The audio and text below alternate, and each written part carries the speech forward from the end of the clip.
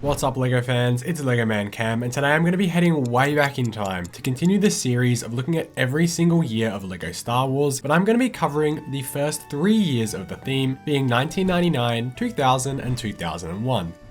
The reasons I'm combining these into one video is because there are actually so few sets released in each of these years that it's going to let us get through each of these much quicker, so I thought I'd put them all together in one video. Now obviously I have a few things to make clear about these earlier sets. The prices on these sets would all obviously be significantly more expensive now than what they appear, as inflation has certainly had its effect over the last 25 years. Just as a point of reference, $100 in 1999 is equal to about $188 in today's value. Anyway, I'll also be considering how LEGO has grown and evolved over the years, as sets produced back then look nowhere near as good in comparison to the sets we get today. Anyway, in this video, I'm going to be giving each set a ranking out of 10, and then comparing each year to all the 8 previous years we've looked at to try and find out what is the best year for LEGO Star Wars of all time. So let's jump straight into it, starting off with 1999, and this was both the release of LEGO Star Wars in general and the Phantom Menace in theaters.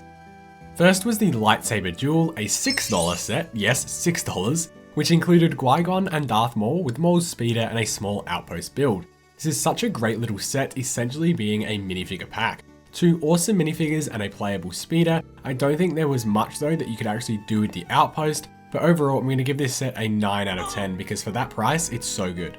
Another $6 set was the Land Speeder, which came with both Luke and Obi-Wan. What a crazy set to get for just $6. The build for the Land Speeder is super simple and small, but at that price I'm not sure what more you could really ask for. The figures are great and the build looks almost exactly like a Sand Speeder, so I'm going to give this one, yes, a 10 out of 10. The Droid Fighter was another $6 set, and this one is pretty boring to me. The Vulture Droid has no articulation like they do in the movies, and without any minifigures there's not a whole lot you can actually do with this set, so I'll give it a 6 out of 10.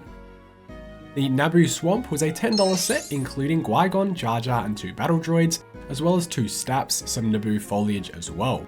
For just $10 you do get quite a lot here, and 4 minifigures certainly makes the set worth the price. It's just the foliage builds aren't really anything too special, but the Staps do look fine despite using so few pieces, so I give this one an 8 out of 10.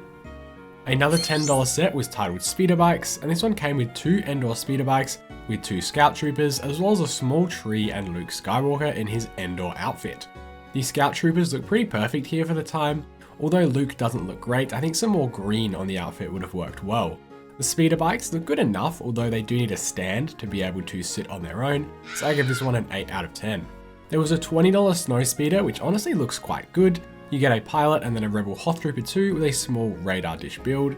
Of course the build does look kind of blocky and not up to today's standard, but it is what you'd expect for 1999. I give this one a 7 out of 10. For $15 there was Anakin's Pod Racer, including Anakin, Padme and a pit droid. Padme's hairpiece looks really great here, I really like it, and for the most part the Pod Racer looks good too, except for the huge beam running through its center. Anyway, for only $15 this set wasn't too expensive and gave you a good amount of stuff, so I'll give this one an 8 out of 10 as well. The $30 X-Wing was up next, and for their first attempt this isn't a terrible looking X-Wing. You get 4 figures of Luke, R2, Biggs Darklighter and a Rebel Technician, as well as a small cargo transport. This one is pretty small, but overall I give it a 7 out of 10. There was then a $20 Naboo Starfighter, which looks pretty awful in my opinion. The pointed sleekness of the Naboo Starfighter is completely missing here, and the proportions in the back section look really bad because it does need to accommodate that R2 figure. The Anakin and 2 battle droids are fine, but overall it's just not a great set, so I give it a 5 out of 10. There was then a $50 TIE Fighter and Y-Wing combo, and even though it's actually Vader's TIE Advanced, not a TIE Fighter. Anyway, the TIE Advanced looks good enough, just the blue color scheme doesn't look great to me. However, I'm not the biggest fan of the Y-Wing design either. It's kind of a blocky looking front section, although some of the back parts don't look too bad. The Darth Vader minifigure is pretty awesome, and Dutch Vander and his astromech look cool too. I think maybe a couple more minifigs would have been better here. This one is a 7 out of 10. The $30 Sith Infiltrator is one of the worst sets from this year in my opinion. The blue looks pretty terrible, and the shaping of the middle section is really awful. The overall proportions of it as well don't look good at all. The landing gear is really awkward, plus only including 1 minifigure is a pretty big letdown. This is a 4 out of 10 for me. The Gungan sub is actually not too bad looking of a set, as the cockpit prints look really nice, as well as the sort of blocky but small cave off to the side. The minifigures are cool, getting Qui-Gon, Jar Jar, and Obi-Wan is awesome, but I think the price for this one is pretty bad at $50, which is literally the same price as that Y-Wing and TIE Fighter 2-pack, so I give this one a 6 out of 10. The final set from the year was the Mos Espa Pod Race, and this was the biggest and most expensive set from the year, being $90. Surprisingly, this set features the exact same pod racer build from the other set that we looked at earlier, again with another pit droid, Anakin and Padme too, essentially making that set pointless if you bought this one. Anyway, the other two pod racers here look pretty nice in my opinion. Sebulba's is really big and beefy, and Gasgango's looks really nice with those curved intakes at the front. The rest of the minifigure lineup includes Jar Jar, Qui-Gon, R2 and 3 pit droids, as well as a really weird looking statue for Sebulba and an even weirder Gasgango. For $90 and 896 pieces, it's not too overpriced, so I give this one a 7 out of 10. With all 13 of these sets, we have an average score of 7.1, placing 1999 just below 2018 in 7th place. Now we move on to the year 2000, where we got some more and very weird LEGO Star Wars sets. I just quickly want to point out that I am going to be ignoring the 4 character packs that were released, as there was no build here, so I can't really call it a set, and if I were to, I would have given them a 10 out of 10 anyway, because I just love minifigures, but I won't be including them in this list. Anyway, let's get into the real first set from the year, which was the Desert Skiff. This $6 set came with Luke and Han Solo in their Return of the Jedi outfits, and a small build for the skiff, which honestly looks pretty good. For just $6, there's not much bad I can say about this one. Maybe if it had a Boba Fett figure, it would have been better. I give this one a 9 out of 10. It's absolutely crazy though when you compare this one to the $80 Desert Skiff that we just got this year. Anyway, there's then the Gungan Patrol, which for $10 gave you 2 Gungans and 2 Kardus, with a small build attached to one of them. I don't think this is as good a value as say the Naboo Swamp from the previous year, but the 2 large Kardus do add a lot to the cost. I give this one an 8 out of 10, as the 2 Gungan minifigures also look really good too. The Flash Speeder was another $10 set, and this one looks pretty perfect, with only a limited selection of pieces at the time. I think this set captures the look of a Flash Speeder in a really small and cute scale, and the pilot minifigure looks really great too. Another minifigure would have been good here, but I give this one an 8 out of 10. The $15 A-Wing, however, doesn't look as good as me, and the front section again, similar to a lot of the previous sets we've looked at, just doesn't look good at all, with that big 2x4 red plate sticking out.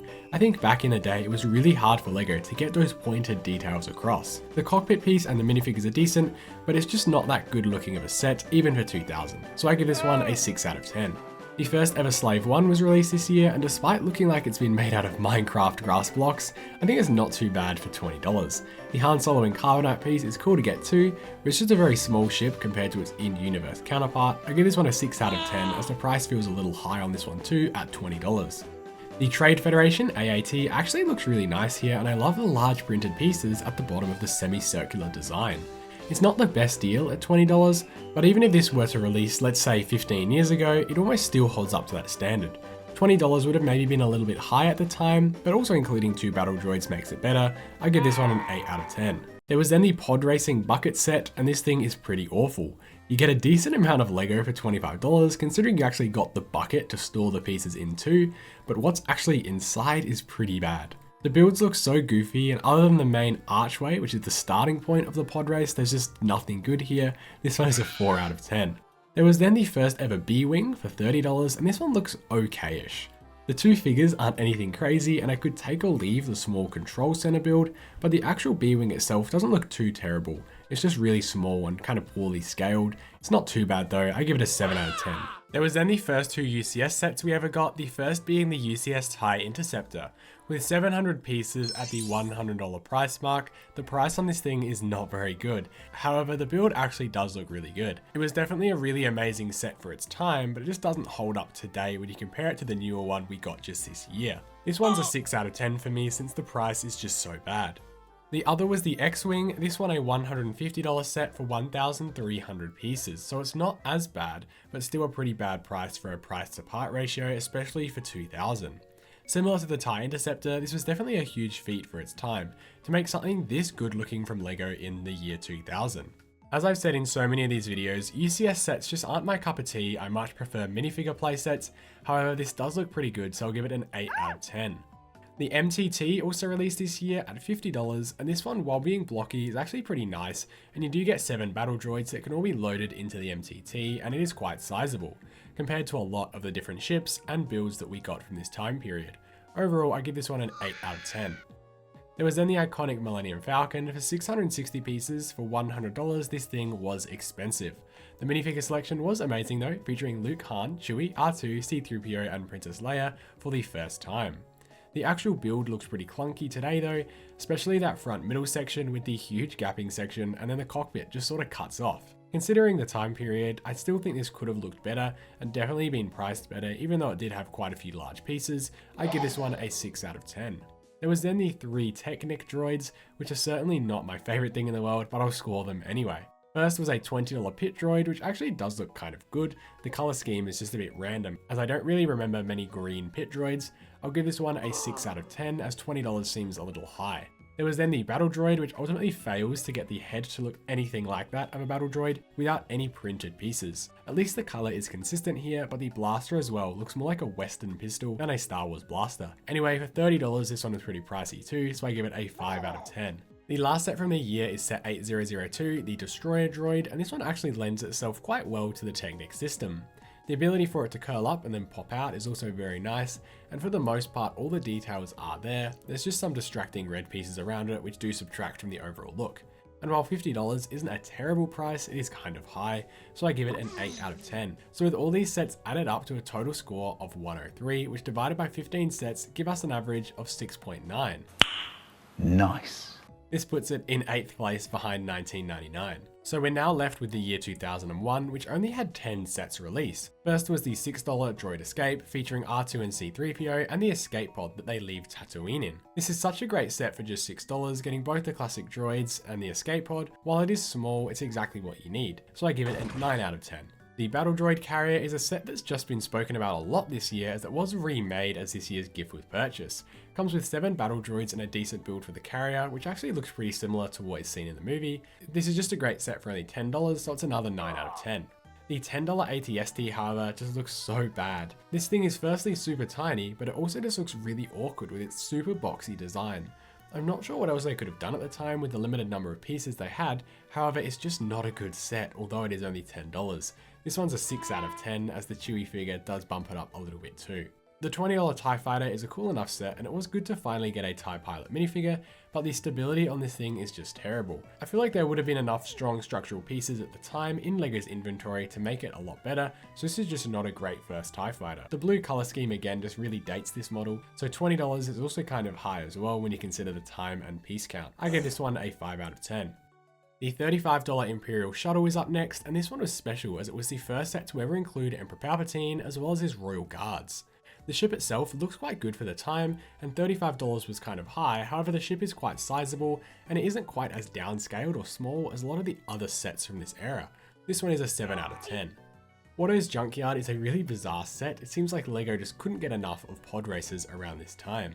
This set comes with Eldar Beedo, who is one of the weirdest looking LEGO minifigures ever, and Watto looks really weird too. At $50, this set was priced too high, but I do kind of like how weird it is in a way, and it gives you 2 cool looking pod racers, so I give this one a 6 out of 10. We then had 2 more of those Technic figures, first being a $35 C-3PO, which looks really creepy. The amount of black here makes this one look super strange, and I could see what they were trying to do, it just didn't work out. This one is a 3 out of 10. Followed very closely is the Stormtrooper, which honestly I can't decide which one of these looks worse. The images of the real Stormtroopers behind this set just go to show you how bizarre this one looks, and again at $35 it's so bad. I'll settle and give this one a 3 out of 10 too. There was then the $150 Darth Maul bust, and this one is really strange as it's primarily made up of just red and black bricks. But it includes 1,868 pieces, which isn't too bad of a price if I'm being honest. I think one day I might try and build this one based off the instructions online, as it shouldn't be too hard to try and make. Overall, I give this one a 7 out of 10 as it does look quite good for the time. The last set was the Rebel Blockade Runner, which was a $200 set with 1,747 pieces. Similar to the X-Wing and TIE Interceptor, this one looks pretty good honestly. It's super massive too, which I think makes it almost worth that price, even though it would have still been super expensive. I'm going to give this one an 8 out of 10. So with that being all 10 sets that released in 2001, this gives us an average score of 6.3, which officially puts this year at the bottom of our list, coming in below 2022 in 11th place. Now that we've looked at almost half the years of all time, which year do you think could potentially beat 2013 for first place, or maybe beat out 2001 for last? If you did enjoy the video, please leave a like and subscribe, and I'll see you in the next one.